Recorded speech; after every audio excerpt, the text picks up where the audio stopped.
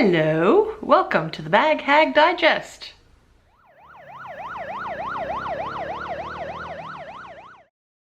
Hi there, beautiful bag lovers. Trina here with another review for you today of my first ever Louis Vuitton piece, which is the totally GM in the monogram print. I think this is the only print it came out in this size. It is no longer available on the market. It's been replaced by other tote items. I got it because I wanted a tote bag for work, and this was in 2009. This bag is from 2009 also, but I did not get it at that time. I got it on Rakuten, a huge resale and new, basically like AliExpress, but only for Japan. Actually, probably more like Amazon, really. So you have multiple sellers coming on and proffing their wares. But this bag I kind of bought on a whim.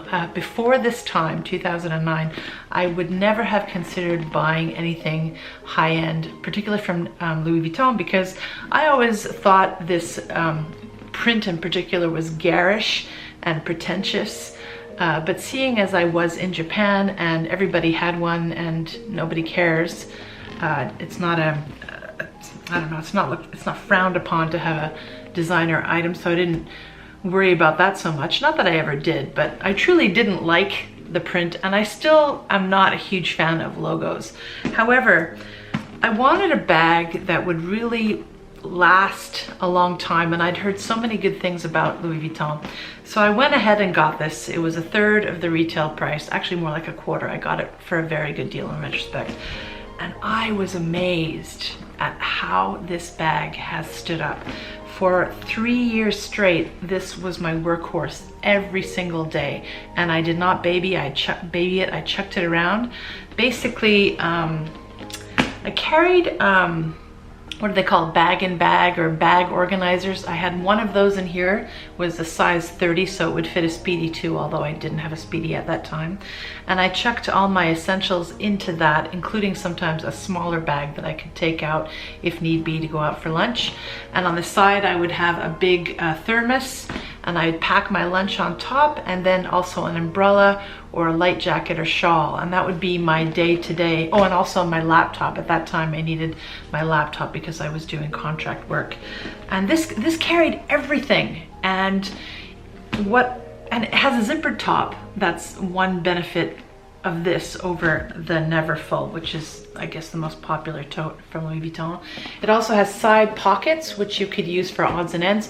When this gets stuffed, it's pretty hard to access the outside ends, but regardless, that came in handy. And the other feature that I liked was the long strap, so my shoulder could fit comfortably in here. I have really big arms, and it's really nice to be able to have something that fits in and out pretty easy. It doesn't have any feet, but that's okay. I've not had any issues with that. Very strong construction. The other thing that I like about this bag is that it seems to be really fit for my proportions. So when I put it on my shoulder and it hangs, my arm, when extended, fits nicely around the bottom of the bag. I just really like that feel. It's very comfortable. So love this bag, absolutely love it. The ends tend to curl out a bit here. That's one thing that people complain about.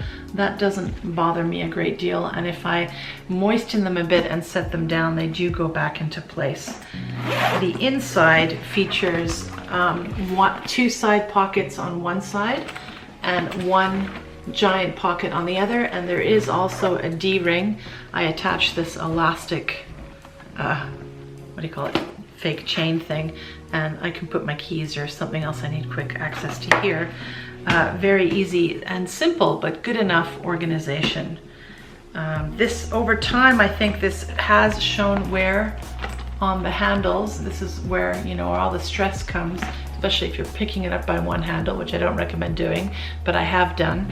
And sometimes this loop will go around like this, which is, you know, not the best thing. But I have thought of dyeing the vachetta on this black, because I'm not a big fan of vachetta and this color, but it looks fine.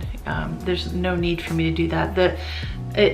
Because I do wear a lot of black, and I wore this a lot in the winter, there is some color transfer on the handles, but I was able to clean up most of it. Now it just looks used condition. It's absolutely fine. So this is this is not what you'd call a starter bag. I hate that term, starter bag. It's a dangerous term too. It's like a gateway drug. Once you have this bag, you want the more expensive ones.